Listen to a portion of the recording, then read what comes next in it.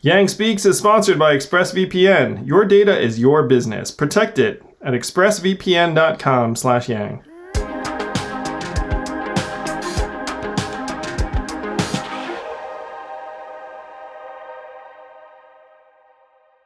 I know you've been advising the Biden campaign. I advised Biden on deepfakes 2 years ago.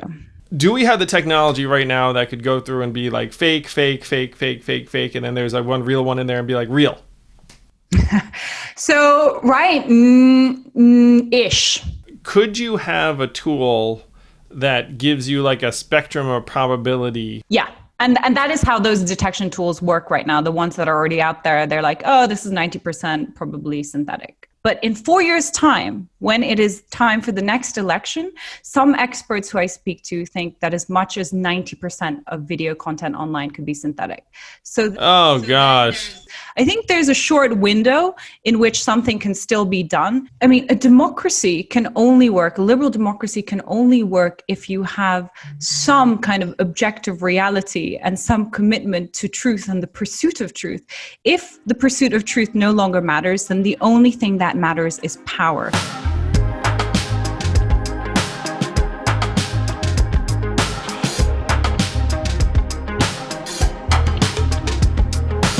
And now it's my pleasure to welcome to Yang Speaks, author, expert on deepfakes and AI and misinformation, commentator, trained at Cambridge University, among other places, the amazing Nina Schick. Nina, welcome. Great to be here, Andrew. Thanks for having me. Oh, I think you're hammering away at themes that are so important and that people are not paying enough attention to. So how did you come to become an expert on AI and deepfakes? Because most of us know that they exist, but we haven't spent years studying them the way that you have. Well, Andrew, my background really is in geopolitics and information warfare. So I come at it from a kind of national security angle.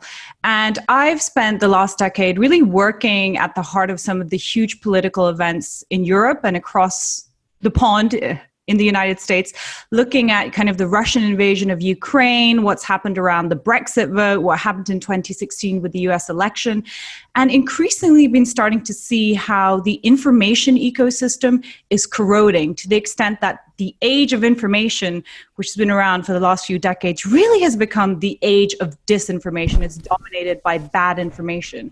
And this was something that we saw state actors taking advantage of in the past few years, but increasingly also something that, influencers and lone politicians are using to their own benefit, not to mention the president of the United States. So when the kind of recent emergence of the AI community in the form of deepfakes started to come out in the last 2.5 years, it was like, oh my goodness, this is the most potent disinformation tool that is about to hit. We've been terrible at handling the corrosion of our information ecosystem for the past 10 years.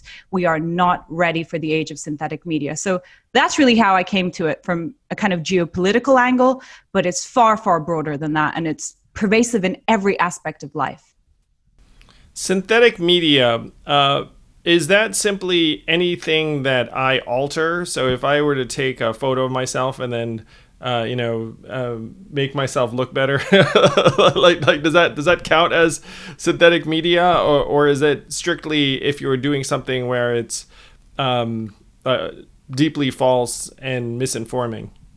No, so, I mean, as long as like the visual media has been around, humans have been trying to tamper with it, right? Not to mention, for example, in the 20th century, Stalin was doing that. He had a whole cottage industry of craftsmen who would try to manipulate photographs to kind of smooth out his pockmarked face. However, at that time, without modern technology, it was pretty difficult to do, but increasingly over the past few decades, as things like Photoshop and Instagram filters have become more accessible, it's become easier to tamper media. But synthetic media is the next step in the evolution of tampering with media, because what synthetic media is media. So it could be an image, a video, or a piece of audio that is wholly or partially generated by AI.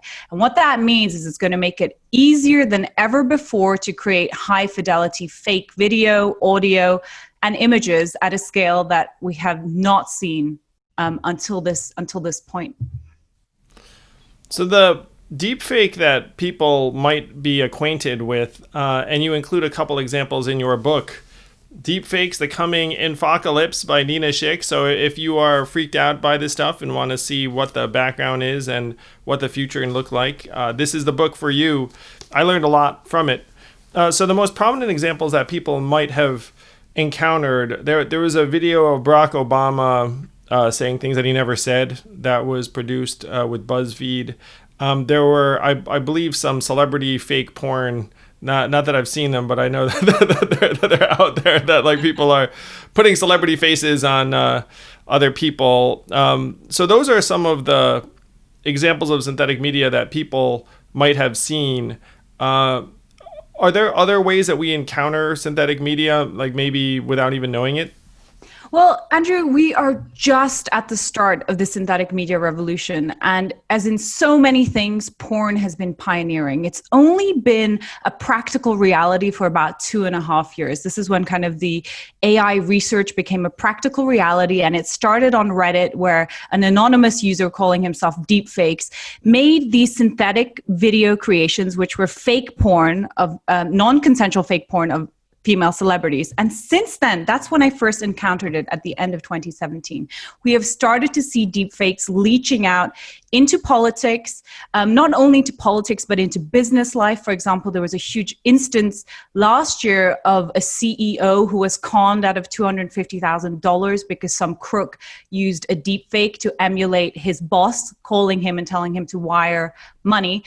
But the most prominent use case so deepfake could be one of those kind of Mission Impossible sort of voice simulator things too. So people are thinking of it as an image, but it could be an audio. Yeah, it can be a video or an audio. And I think the number one thing to impress on to the listeners is that basically AI is getting sophisticated enough to hijack your biometrics. So I take my AI machine learning system and I feed it training data, which in this instance, if I want to emulate you, Andrew, I can take a clip of your voice. Unfortunately, there's a lot of video of me. You could probably get a pretty good one.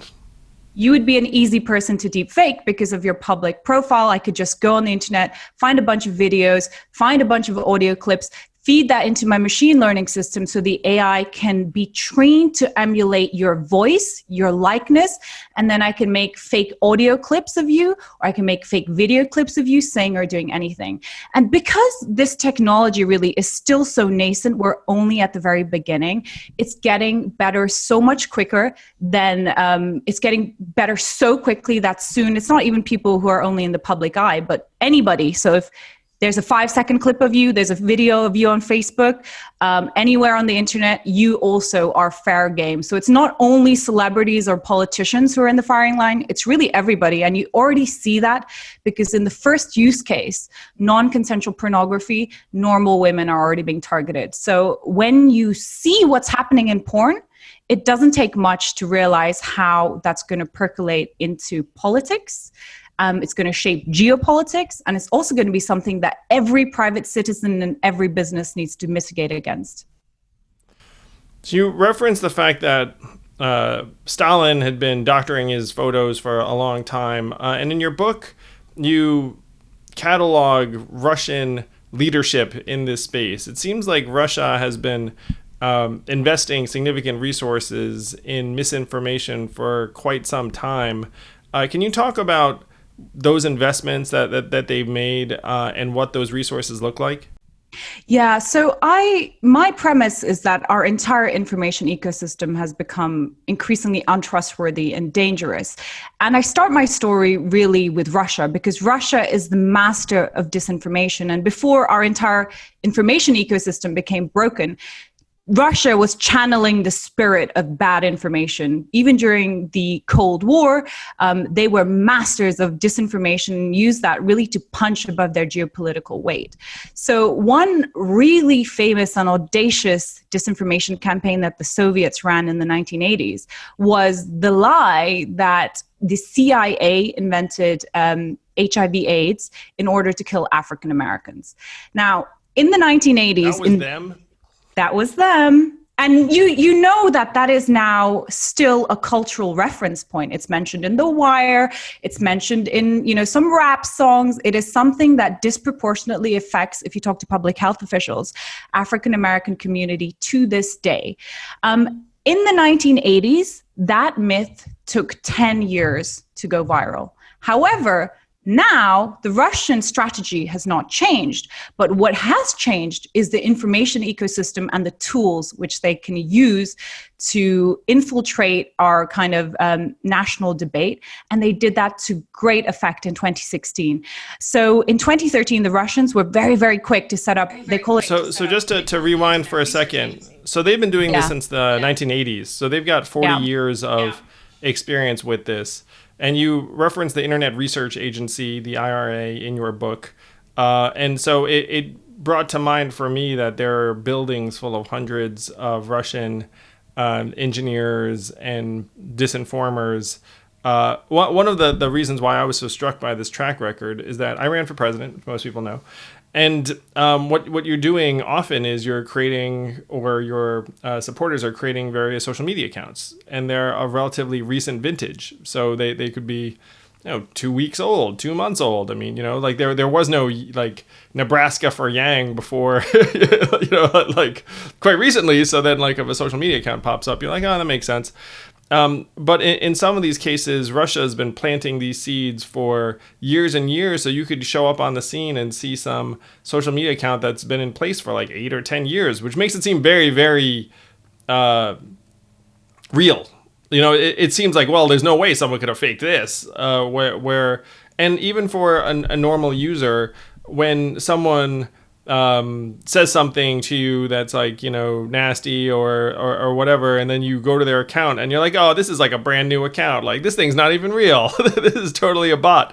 But in Russia's case, they've actually been creating accounts for so long that you could stumble upon an account. It could be 8-10 years old with thousands of followers. Yeah, absolutely. I mean, if you look at the architecture of our information ecosystem, social media, smartphones, they haven't been around for that long. Russia has played the long game. So when it came to the influence operations in the US, they started in 2013. 3 years before the US election actually happened. And what they did was create, like you mentioned, these social media accounts where they posed as authentic Americans and played identity politics. So they built groups across the political spectrum. So it wasn't just them agitating kind of in favor of Trump supporters. They were building groups across the political spectrum. And they had a two-pronged strategy. The first was to build up tribal identity. So it could be, on the right for kind of gun owners or Texas secessionists. And on the left, they disproportionately targeted the African American community. And what they did after they built up these tribal identities, as we got closer to the election, was inject these groups full of political grievances. Often they would be legitimate political grievances.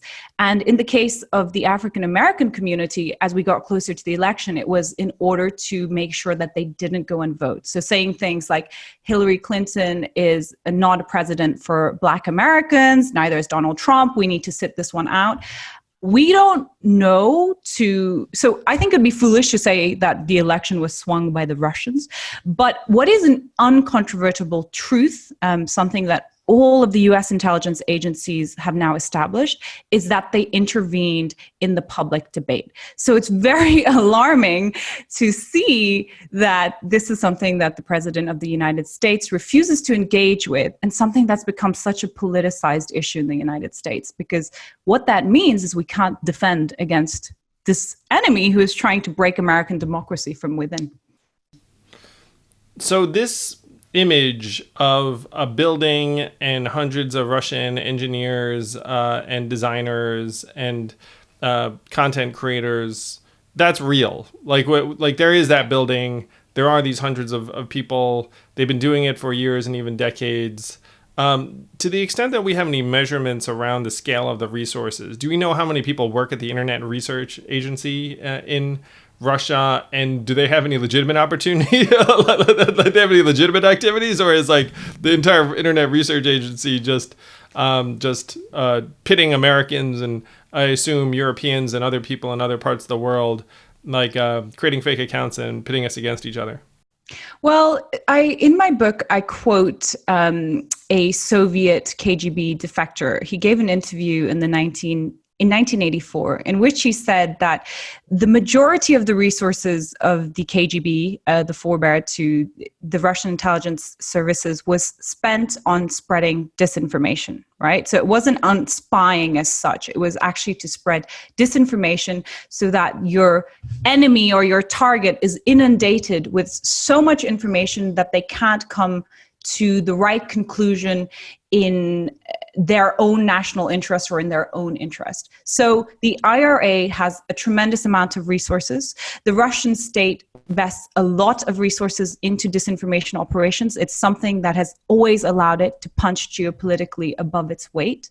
But the other point I would say is that they're always looking for ways to evolve, because having a bunch of agents in St. Petersburg is what they did in 2013. But in 2020, what the IRA has been doing is actually getting agents on the ground in Ghana, posing, by the way, as though they were working for a human rights agency to spread this kind of content on American social media platforms. So it's become quite easy to infiltrate the public debate, even with a limited amount of resources, in the sense that some of this stuff was paid for, but a lot of it just goes viral organically, and you don't even need that many agents to start making an impact.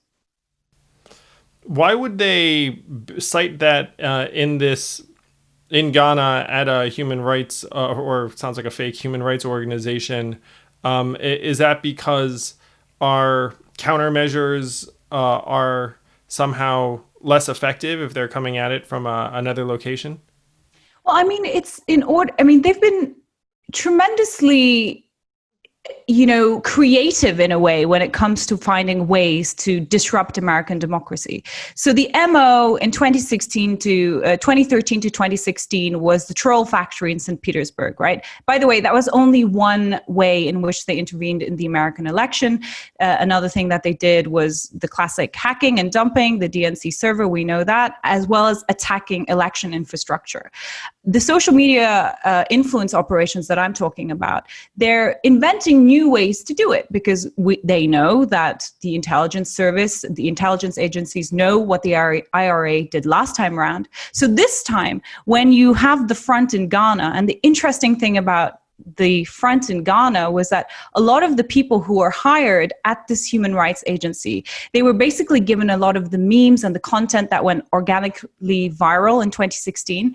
They didn't know that they were working for the IRA. They thought they were legitimately posting social media content for this human rights organization in Ghana, because a lot of it, again, was focused at the African American community.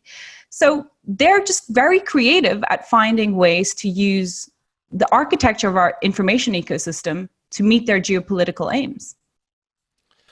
Yes, and they have a ton of experience at it. It was really fascinating in your book seeing just how deeply rooted in their approach to international relationships that they just feel like they benefit if other governments or other societies cannot come together. And that felt very dark, but also it made a lot of sense. I think you referred to Putin as something of like a real life James Bond supervillain. Yeah, and I think this is really what's at stake here with this election, not only for the US, but for the rest of the world. Because whilst foreign disinformation, foreign interference has been happening, and Russia is really what I say, the master at this kind of operations. Yeah, and there was a Princeton study that said that, so you cited two studies. One was that we're up to 70 countries that are participating in some form of disinformation, up from maybe a couple dozen a number of years ago. But a 2019 study said that Russia alone is responsible for 72% of all disinformation that they could find. So even though there are a lot of players, this really does seem like a Russian near monopoly. Absolutely, but that is starting to change. And when we look at foreign disinformation operations, Russia undoubtedly is the most sophisticated. But now more of the rogue and authoritarian nation states in the world are starting to get in the game, notably China. China has been very good at disinformation traditionally at its own population, where it has a long-term strategy, just like Russia does. But due to the Hong Kong protests last year and with COVID, where it has so much to lose geopolitically, China has started to become more like Russia in its information operations. They've been aggressively trying to penetrate Western social media platforms to do the same kind of chaos strategy that Russia has been doing since kind of 2013 to great effect. But aside from all of the foreign state actors who are in the game, we can't talk about how damaged our information ecosystem is without recognizing our homegrown disinformation in the West. And arguably the biggest and most potent and most dangerous player when it comes to Western disinformation is none other than the leader of the free world. So given that this is what America is facing, and I know that a lot of the attention on the election will be domestic, but it has meaning for the rest of the Western world as well, because all of the authoritarian leaders will be looking at Trump and being like, wow, if that's the game he's playing, then why should we not do the same?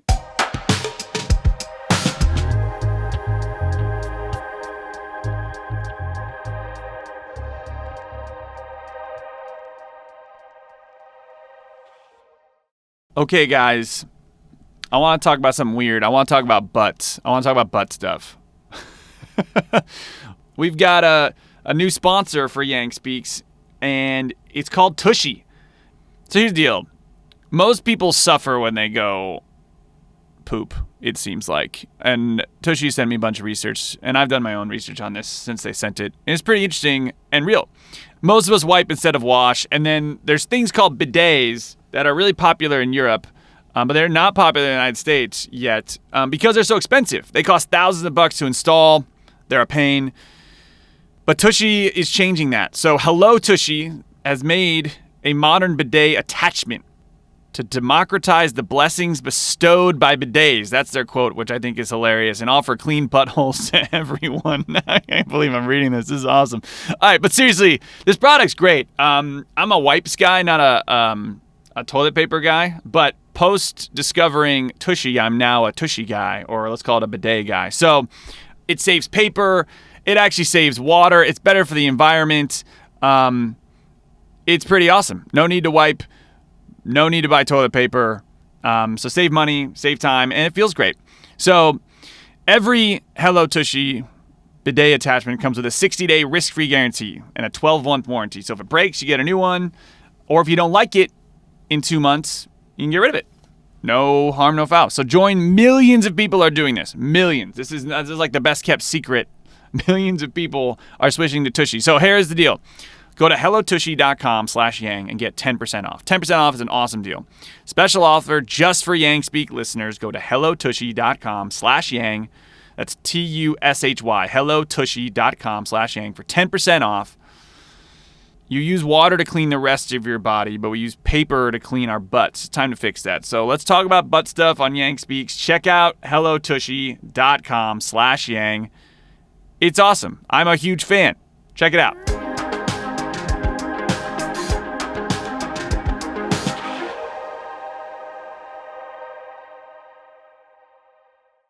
The picture you paint is very, very concerning, and it seems like a lot of the disinformation capitalizes on social media. And one of the things that we've been hammering on the podcast is that negative ideas and sentiments spread more powerfully and quickly on Facebook and social media platforms than positive ones. And so, I think that benefits people who are trying to sow mistrust and these negative ideas. Let's say magically I were just to turn off all social media. not to say that's plausible or desirable, but if one were to turn off Facebook and Twitter and a bunch of these other things, is the prevalence of social media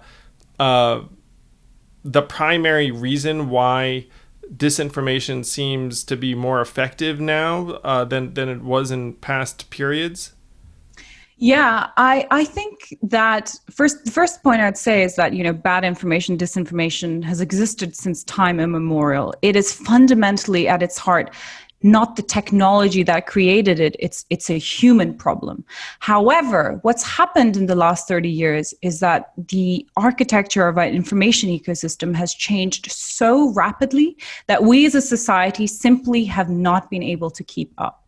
So if you look at the huge kind of transformations and breakthroughs in human communication, so the invention of the printing press, which arguably changed the history of humanity, the Reformation wouldn't have happened without the printing press, to the invention of photography. There were 400 years between that. So society could kind of catch up, learn to navigate the new environment. But over the past 30 years, we've had the internet, social media, smartphones, and now we're starting to go into the age of synthetic media where AI can basically fake any video or any audio clip.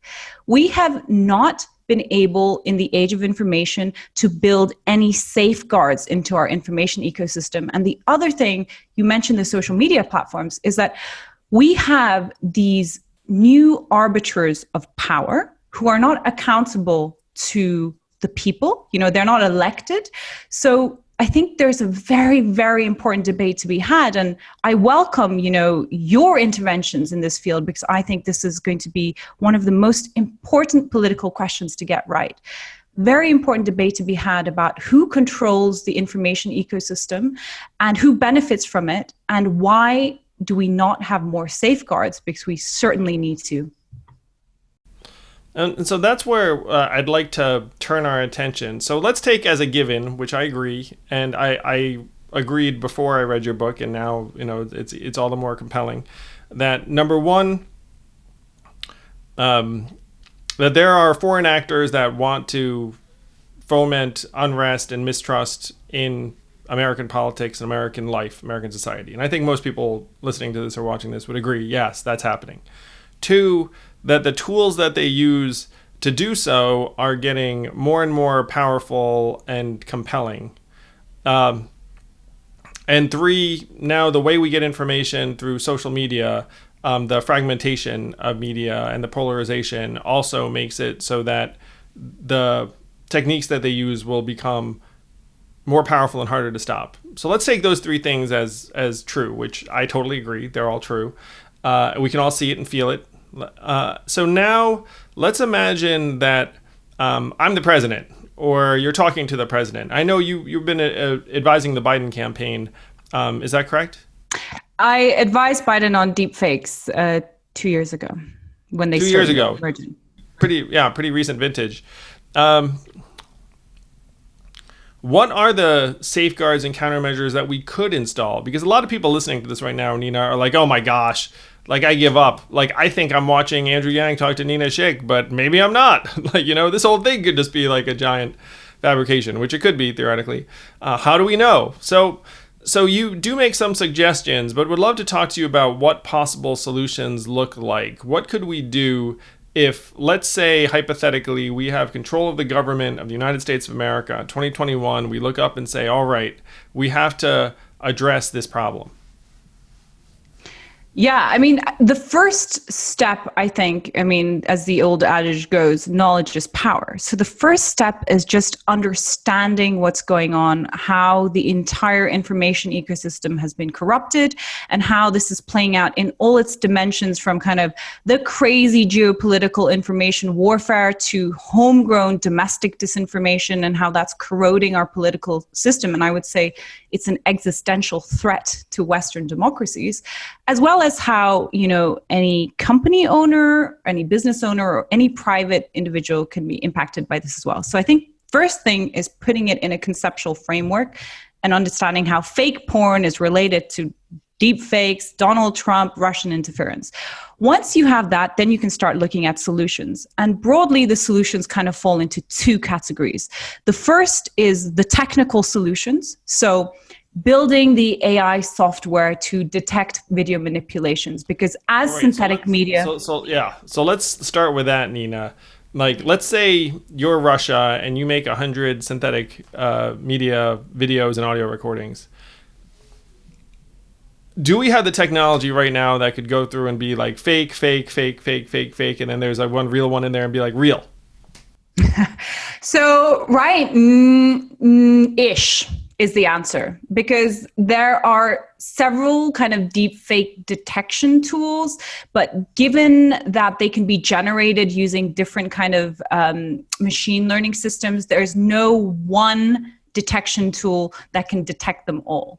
And the other crazy thing about trying to build the detection tools is that because of the way that this AI works, is that the better your detection ability gets, the better the ability to generate, right? So every time you think you've built a really cool piece of software, AI software to detect all the fakes, you're giving the person who's making the fakes a foot up. So it's always going to be a cat and mouse game. So you're going to build the detection tools, the bad guys are going to find a way to beat you. So there's never going to be one way to detect them all.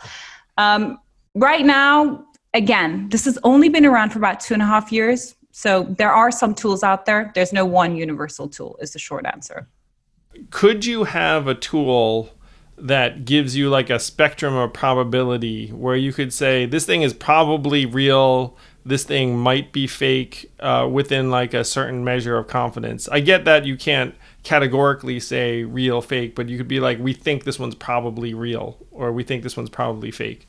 Yeah. And that is how those detection tools work right now. The ones that are already out there, they're like, oh, this is 90% probably synthetic. But I would say that because we're just at the start of this synthetic media revolution, like we haven't actually come to the stage yet where it's ubiquitous.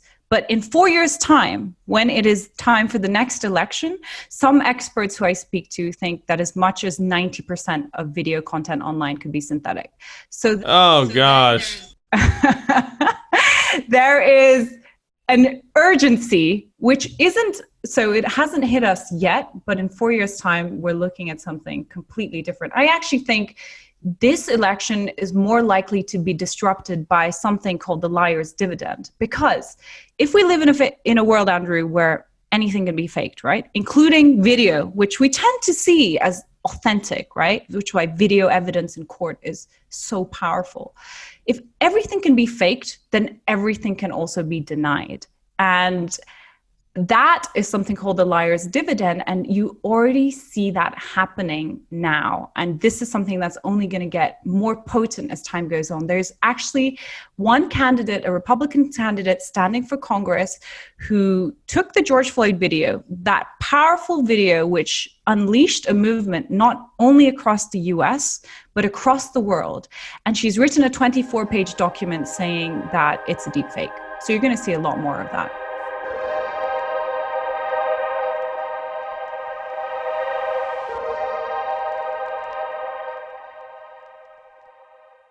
Every day you see another story about people's personal data and privacy being hacked or invaded, and it's happening to all of us. I don't know if you saw the recent Apple commercials where they talk about folks broadcasting personal details and saying Apple's better. Well, one way you can see to it that when you were surfing the web that your data remains secure is by using a VPN, a virtual private network. It's like you're logging into some computer far away that has nothing to do with you, and then anyone who's trying to figure out what you're doing actually can't tell. And the VPN we recommend here at Yang Speaks is ExpressVPN. It encrypts your data, hides it from the world. You can do whatever you want. You can access content that's available in other parts of the world, which is a really nice, fun perk. Wired, CNET, The Verge rate ExpressVPN the #1 VPN on the market, and that's why we are so excited about it here at Yang Speaks. So to protect your online privacy today with ExpressVPN, you can go to expressvpn.com/yang and get 3 months free on a subscription. That's expressvpn.com/yang for 3 months free with a 1-year package. Visit expressvpn.com/yang to learn more.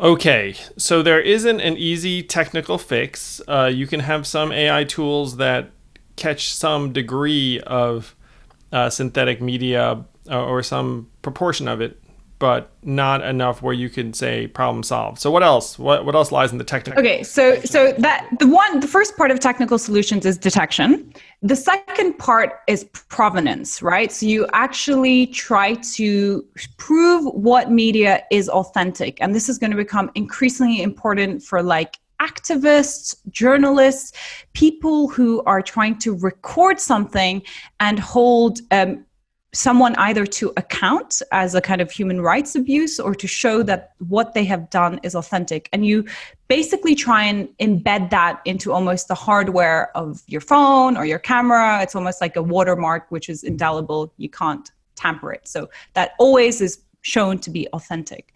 So those are the kind of two technical solutions, detection and provenance. But ultimately, this isn't a technology problem in the sense that the technology here, we have fully sentient AI, which we don't, the technology is just an amplifier of human intention.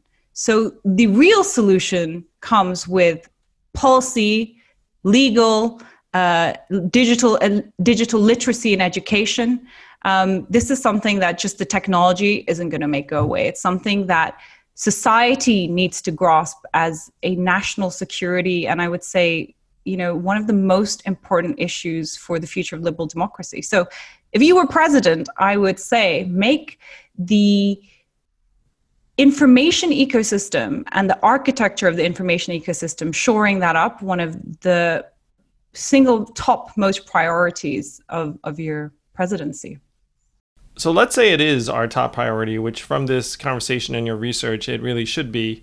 And I love the idea of investing in provenance in a particular way, because what it suggested to me was that if you have a photographer, literally their camera in the hardware says that Nina took this photo. And so you could be almost like this official documenter of truth, and your camera becomes this capture of reality. And everyone knows like, well, this photo was taken by Nina's camera. There's no faking it.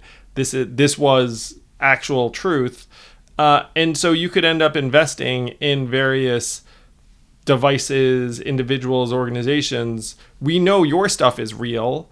You took it on your camera. You'd be like, yep, that was me on my camera and I was there. And then we can have greater confidence in it. I think that's the kind of investment that would make a lot of sense. And it sounds like that technology is available to us. It's just we're not using it. Is that correct? It's being built. So you have companies like TruePic, Adobe, Qualcomm, they're working on these type of solutions. And again, because this is such an emerging field, it's something that they hope that will be built and then adopted as industry standard within the next 2 to 5 years. So the technology is being built, but then there's a bigger question of, does everybody utilize it? Does it become kind of the industry standard? So in an ideal situation, you would see that there are kind of detection tools that are inbuilt into social media platforms, because there's going to be so much synthetic media that it simply isn't going to be possible for a human content moderator to go through each of them and say, well, this is fake, this isn't fake. And moreover, they won't be able to tell, because to the human eye, it's going to be impossible to distinguish. But on the other hand, you're also hopefully going to have all this authenticity software inbuilt into the platforms and every point at which we engage with the kind of information ecosystem. But there needs to be political will. And that's the real problem, because right now there are too many political actors who have a vested interest in the information ecosystem being broken, right? Unless there's political will and society-wide adoption for this kind of architecture of our information ecosystem, it's just not going to work. I agree with that. I agree that you need government in place that says, look, this is a massive priority and we need to invest in it accordingly. Are there private actors? Let's call it Facebook. Let's say someone from Facebook's watching this and they know that these deepfakes are here and growing. They know it could be disastrous for ultimately their business. You have these companies like Qualcomm that are investing in the watermark technology. Could you develop a standard independent of government? Like, could a bunch of leading companies come together and say, look, it's good for us, good for our businesses, if we all just say these things are true, these things we don't know if they're true or not, and not wait for government to get its act together. Yeah, and that is really what some private actors are starting to do right now. So Adobe is leading the Content Authenticity Initiative with Getty Images, the New York Times, the BBC is involved in another similar kind of authenticity initiative with Microsoft. So a lot of the work towards this is actually already coming from the private sector. You've also had kind of the big platforms engage with deepfakes. So kind of Facebook and Amazon did this deepfake detection challenge where they were trying to sponsor various kind of AI solutions to find the fakes. However, I think the platforms have to be more thoroughly engaged, shall we say, because they have become, like I said, the arbiters of power in this new information ecosystem. So even though sometimes they're seen to be doing something like launching a deepfake detection challenge, too often, as the past 10 years have shown us, they've been slow to act on disinformation and misinformation. And that has played out with devastating consequences, not only in the Western world, but across the world. No one here believes that Facebook's going to necessarily get their arms around this problem. I mean, it's obvious. And the upsetting thing is that it seems like Facebook's approach is to wait until they have absolutely no choice because of some the degree of disaster or political or public pressure. So I agree with you that they're probably right now thousands and thousands of deepfakes on Facebook, and then they're running this detection challenge over on the side. But like in the right now, there's not the right level of energy or urgency, which we've seen again and again from them. This is a massive challenge and priority. So those are the technical approaches, and then that was like the first segment. Then you had another segment you were thinking of. Was that the public and political? Yeah, the public and political. And I will say, I mean, this would be my plea to you. This is why we need people like you in public life, people who understand how the technology of the exponential age is reshaping politics. I mean, my whole shtick is talking about the information ecosystem, but as you know, there are far broader applications in that, the whole age of automation, which you've often spoken so eloquently about. But we need people like you who understand how technology is reshaping politics and society, and then can communicate that to the public in a way that they understand what's at stake here. Then only can I hope that there is kind of the political and public will galvanized in order to make this the priority, which I believe it needs to be, because I think there's a short window in which something can still be done. And otherwise, the kind of vested powers that benefit from the information ecosystem being the way that it is, it becomes increasingly difficult to do anything about it. And the crazy thing, of course, is that they're unaccountable to the electorate. This will play out, I think, differently in different parts of the world. So specifically in America and the West, I'm talking about the social media platforms. But of course, in places like China or Russia, where you have a more authoritarian regime, it will be the government that benefits from this. So I think we really need to have a public debate about who are the arbiters of power in this new era of exponential technological change? What does it mean for privacy and security? And how do we get kind of the public support to do something about it? I agree with you, and thank you for putting this on my doorstep because I agree.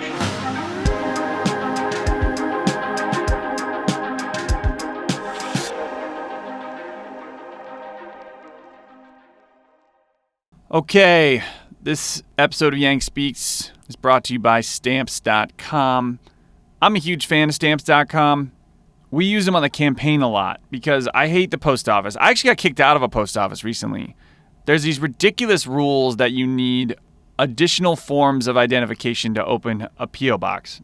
So I had my driver's license and a passport, and those were not sufficient forms of identification, which to me is absurd. So I've got a bone to pick with the USPS, although we like them for elections. and mail-in ballots and things like that. I'm a little upset. So regardless, Stamps.com lets you avoid that so you don't get kicked out of post offices like Zach did. So look, Stamps.com, they bring all of the mailing and shipping services you need right to your computer in comfort of your home, your own home or office. So whether you're a small business sending invoices like Humanity Forward, or you're an online seller shipping products, or just working from home and need to mail stuff, Stamps.com is freaking awesome. So you can use your computer to print official postage 24/7 for any letter, any package, any class of mail, anywhere. It's literally, there's no restrictions to Stamps.com. It's fantastic. So here's what you need to do. Right now, our listeners get a special offer that gives you a 4-week trial, 4 weeks plus free postage, and you get a digital scale. And there's no long-term commitment. You just do it for 4 weeks for free. If you don't like it, get rid of it. But you will like it because it's great if you're mailing stuff, which we are, and I know a lot of you have to at certain times. So go to Stamps.com. Click on the microphone at the top of the homepage and type in Yang. So Stamps.com, go to the top of the microphone and type in YANG. Get your 4-week trial, plus your free postage, plus your digital scale that you can weigh stuff with. I don't know what you're going to use that for, but it's free. Might as well take it. Anyway, 4-week trial is pretty awesome. Check it out, Stamps.com, type in Yang. One more note about Stamps.com, guys. They have a partnership with UPS, which is pretty amazing. So they offer UPS services. What can Brown do for you? They offer UPS services with discounts up to 62% and no residential surcharges. So Stamps.com is the place to go to ship anything, including the stuff that you normally go to for UPS. You can do it on Stamps.com. So check out Stamps.com.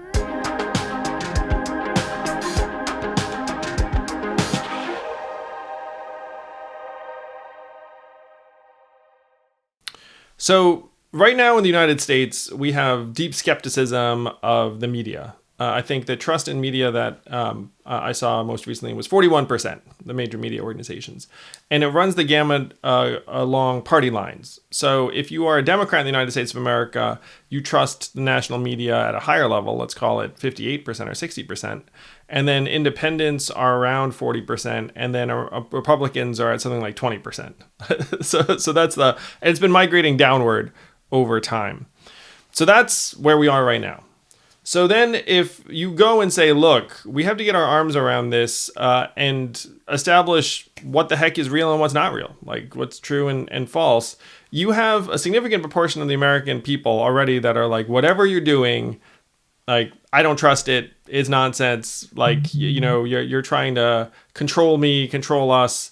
And there's a very, very deep heritage in the U.S., which I agree with, freedom of the press, freedom of information, like censorship is terrible. And it seems like if you're trying to establish what's real or true, then what you're really trying to do is censor the heck out of a bunch of people. So that's like the current landscape. And then you go to them and say, no, look, this is a massive problem. Like, you don't even know if I'm real right now because I'm talking to you on like a video screen. So we would need to line up, in my view, major media organizations, major technology companies, nonprofits, and the government, and get everyone together and say, all right, like, let us try and establish some standards, some rules of the road to say that you have to use these devices, and if you don't use these devices, then it will be marked as don't know if this is real, you know, and that can include our cell phones. So at least, you know, if I take a cell phone video, it's attributed to me, and like, you know, so it's not like you necessarily need to have a giant camera from CNN or wherever, but like there needs to be some provenance, to your point. There needs to be some kind of chain of ownership of this, and then someone like puts their name on it and says, yeah, I was there and that happened. So that's the challenge, is trying to bring that coalition together and then try and get this trust in whatever standards you establish to rise over time in American life. And it's interesting how it does fall along party lines in various ways. Yeah, I mean, it's a massive challenge. And unfortunately, I think the problem is probably going to get worse before it gets better. If you look at how polarized and divisive kind of the American political debate is right now, and then inject kind of the coming age of synthetic media into that, I think the outlook looks difficult, to say the least. However, I'm hopeful that as things get worse, you can take this networked approach, as it becomes conceptualized as this national priority, that it can be approached, this network approach, and this is the only way it's going to work. If you look at other places where society-wide mobilization to disinformation has been really effective. Take, for example, the small Baltic state of Estonia, some 3 million people. They've often been in the eye of kind of Russian disinformation campaigns. And they've really turned it around by basically adopting what you just pointed out, which is a whole society-wide mobilization where you have kind of industry working with policymakers, working with citizens, working with NGOs. But taking that networked approach is really difficult. And I would say that if the current presidency continues in the United States, then that challenge becomes even more difficult, because what's quite clear is that the president has a vested interest in making sure that the information ecosystem is corroded. He is one of the biggest purveyors of disinformation. And if this continues for another 4 years, I find it difficult to see the way back for the United States. So it's a big challenge, and I wish I could. No, that's the argument that so many people are making, is that we can't handle 4 more years of Trump. I happen to agree with that. I think that 4 more years of disintegration will lead us to a point where it's very difficult to come back.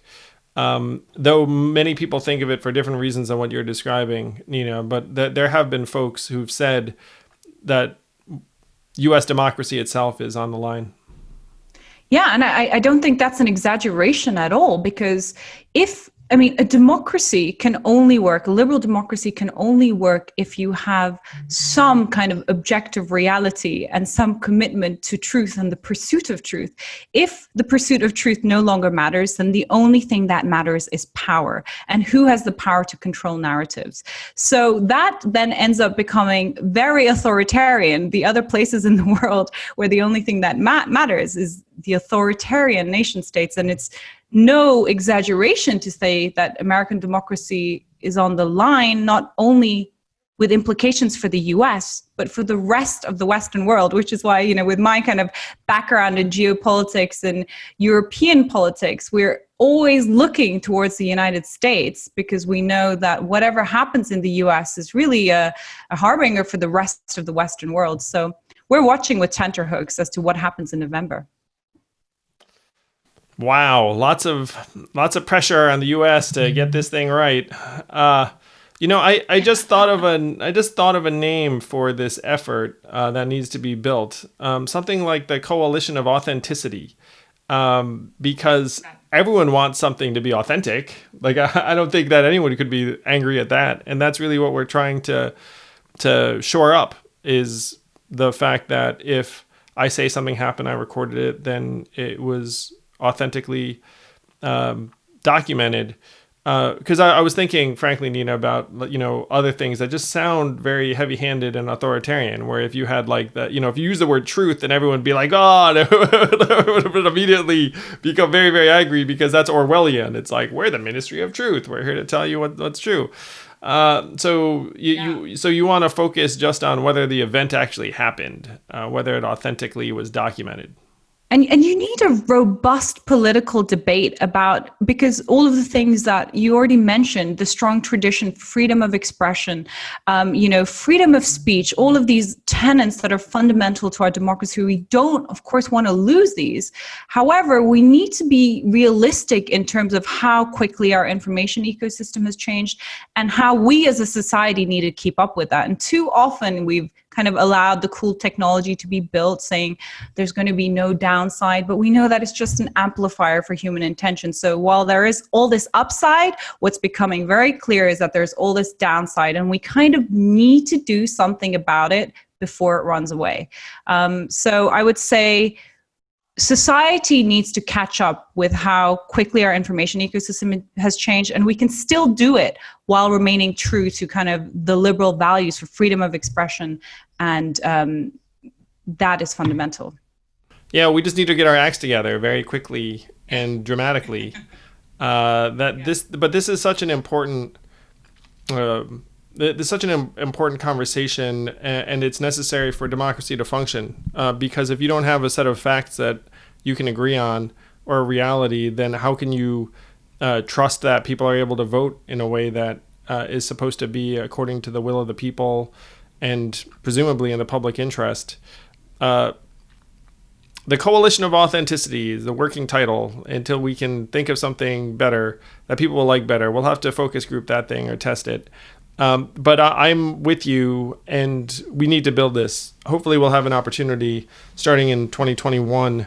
But this is one reason why I am so strongly for Joe and Kamala, is I don't believe that truth will prosper in another Trump administration, and that really, if anything, the public trust will degenerate to a point where we're going to be unable to come together and get much done. Absolutely.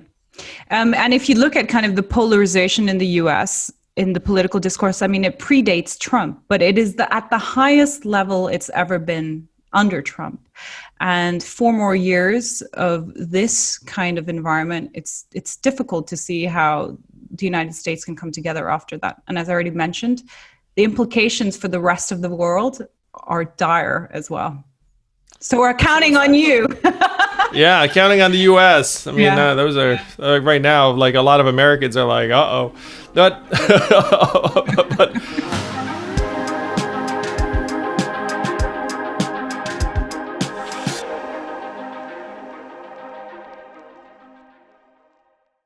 during the past 6 months, I think one of the things that's been the most crucial as to how we feel about ourselves day to day is what we're putting in our bodies.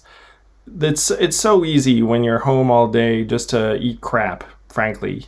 It's weird because you'd think, well, I have more time. Maybe I'll make something awesome for myself. And yet, as a mealtime rolls around, you just end up thinking like, what do I have in the kitchen? And unfortunately, a lot of the stuff we have in the kitchen is not that great for us. So one way to set it and forget it and make it so that you have a constant pipeline of healthy food that's easy to prepare in your kitchen every freaking day is with Freshly. Freshly is a way to actually just get these meals sent to you. They're healthy, they're balanced, they'll make you feel accomplished while actually being easy and dummy proof in terms of being able to prepare the meal. It's kind of incredible. There are over 1.5 million people that are using Freshly right now because it's a game changer for what's going into your body and how you feel about yourself.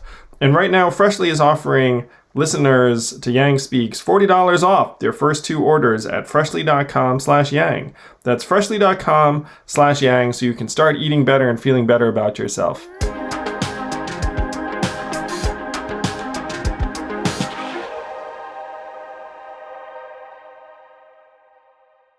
So aside from Estonia, are there other countries that you think have implemented a set of best practices that could be useful for us and others? Estonia is really the best case study because they took kind of being in the eye of Soviet disinformation ever since, they stopped being a Soviet satellite state in the 90s and really made it a national priority. Here in Europe, some of the European countries, we still struggle. In the UK, we still struggle as well. And that is because, again, all of this is so new. It's only really started unfolding to the extent where the complete corrosion of our information ecosystem has become so prevalent is something that's really only been manifesting in the past 10 years. So we're all struggling. Estonia is a beacon of hope. And a lot of the interesting stuff is actually coming from the private sector. And in the last chapter of my book, there's all these organizations working in civil society, NGOs, who are also working towards this. But it's only just getting started. So that coalition still needs to come together. One example I do cite favorably is the BBC because it's publicly funded and there are standards it adheres to. It issues corrections. It gets fact-checked very, very diligently. And even that, when I've cited that favorably in the U.S., people have not liked it. I mean, like, the government can't fund media, and I'm like, well, they're doing it in other parts of the world, and it's like not everyone loves it all the time, but it's functioning at a high level, and it manages to irritate people on like both sides of the political aisle and spectrum. So is there a home for more publicly funded media as something of a counterweight to the disinformation that's out there. And I know a lot of Americans right now are groaning because Americans don't like the idea of publicly funded media. I personally think that NPR and PBS like do great stuff. And as a parent, having my kids watch some of the kids programming at PBS, it's very high level. But what do you think about government subsidized or funded media as one counterweight? Yeah, absolutely. I mean, you're spot on. Actually, the BBC gets it from both sides here. So, they must be doing it right, because the left is always complaining of BBC bias towards the right and vice versa. But there absolutely is a place for that. But even if that doesn't become something that's popular in the American discourse, and I can understand why, there are loads of fact-checking organizations that are already doing brilliant work that deserve our support, because they really are our first line of defense. But again, I see how problematic it is when you think about how polarized the media sphere is in the United States, that any kind of fact-checking organization, which you or I might think is, being an arbiter of the truth, this becomes a politicized issue. So there's a massive catch-22. And I think part of that is because the debate in America is already so polarized and divisive. It's hard to see a way back until I think there is this coalition, this joint effort, a networked approach. Yeah, well, we have to build it. I'm just going to tell a dumb story from the trail. But the example of the most boring yet very, very true to life programming, I think, in American media is C-SPAN, where they just stick a camera on various events or the congressional hearings. Yeah. I don't know what C-SPAN's ratings are. They're quite low, I'm sure. But it was a relic of the cable network when they got all of their spectrum and allowances. Then they said, we're going to donate this channel to the public good. and so C-SPAN has the most boring public interest programming there is, which is included many events I did, because all they did was they just stick a camera on the event. And so as someone who ran for president, you kind of forget the camera's there. So I'll tell a story that maybe someone finds entertaining. So I'm campaigning in Iowa or someplace, and then I get back to the hotel. It's like 10 at night. I'm like, I'll turn on the TV just to see what's on, and then I turn it to C-SPAN. And it's my event from earlier that day in Iowa, because there's a C-SPAN camera, and it just tracked the event. And then even in the receiving line afterwards, when I was talking to people, and I did not know this, when they would just come up to me and shake my hand and ask me a question, then I would answer them. The C-SPAN camera person just recorded that entire thing where there's this entire receiving line. There's no commentary. All it is just an hour and a half of receiving line and Andrew Yang Town Hall. In Dubuque or wherever it was. So that is what public programming or programming in the public interest could look like. Very, very low ratings. You can imagine this thing that has a watermark being this is definitely happening. I've got the C-SPAN camera watermark on it. But I believe that this is something that we have to aggressively fight for, that there needs to be some kind of investment in authenticity and what really happened, and presenting a version of reality that voters can evaluate in a way that C-SPAN example is so pure, is that it's so dull, but there was no commentary at all. It was just Andrew Yang talking to people and then the receiving line. And even now, Nina, I'm a media commentator, as I think you are too. And so they have this thing where this event that we all saw just happened, and then they're like, what do you think just happened? And then and often what the commentators say ends up being very influential in terms of the public conversation or public evaluation. Yeah, and which is why, everybody who has influence in this new information ecosystem has has the responsibility. You know, if it weren't for this new information ecosystem, then, you know, someone like President Trump, who uses Twitter as his global megaphone, would not have the audience that he does have. So it is incredibly, I would agree with you, but the point I would make then, again, as something that we all need to be aware of, is that single influencers are often more trusted in this day and age than any kind of traditional or established media.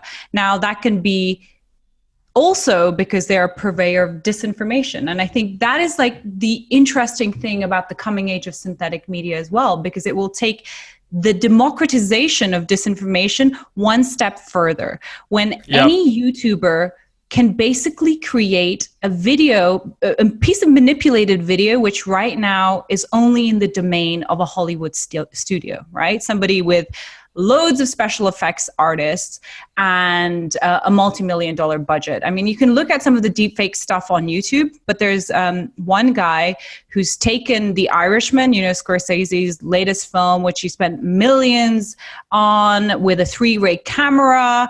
And he just took free AI software to kind of do the de-aging. And arguably what he did, one YouTuber with some AI, is much better than what Scorsese did with his special teams of special effects artists and special camera.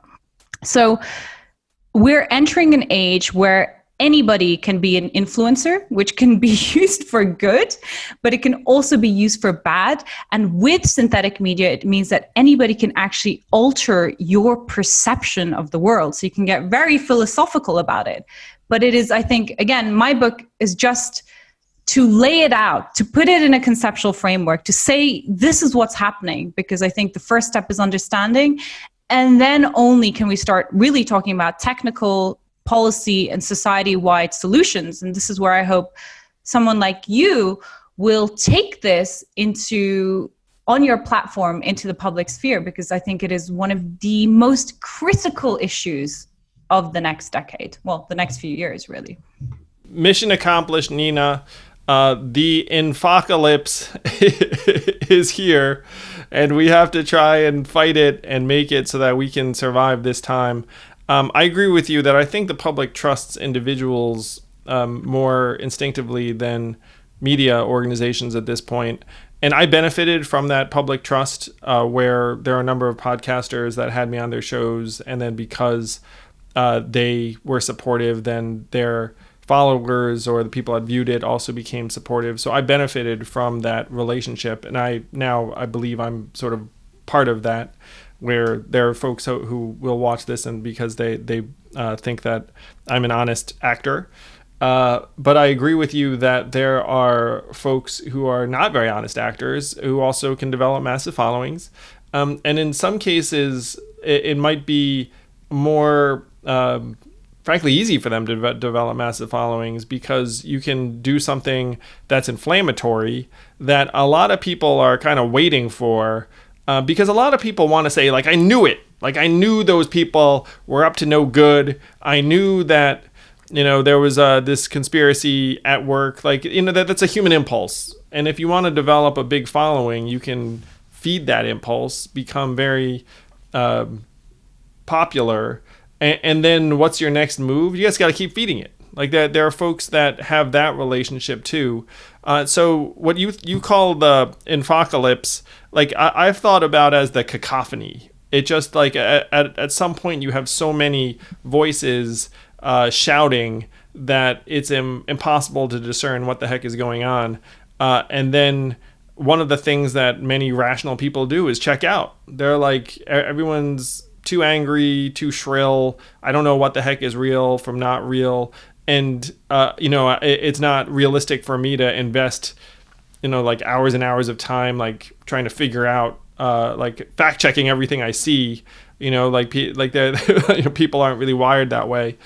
So I am on board. Your mission is now my mission. And we have to try and give people a sense of what's real so that we can make real decisions about how to solve some of the problems. And this now is, you know what this is, Nina? Like, this is a problem that prevents us from solving other problems. And so that's where my attention is focused right now is we have to fix the machinery of democracy. And at this point, it's not enough to try and get the right people embedded into the machine. You have to try and fix the machine itself. Because right now, this machine is breaking down in a way that even if I stuck like a good person in Congress, it's not going to save us. Absolutely. Focus on the architecture, the machine. I think we're absolutely on the same page here, Andrew. I'm going to become the mechanic, Nina, and I know you are too. Thank you so much for edifying us. Nina's book is Deepfakes, the Coming Infocalypse. It's compelling, it's scary, and hopefully we will do something about it together. Thank you for listening in. I hope you enjoyed this conversation. If you did, please do subscribe to Yang Speaks and click on notifications so we can let you know every time we have a new episode.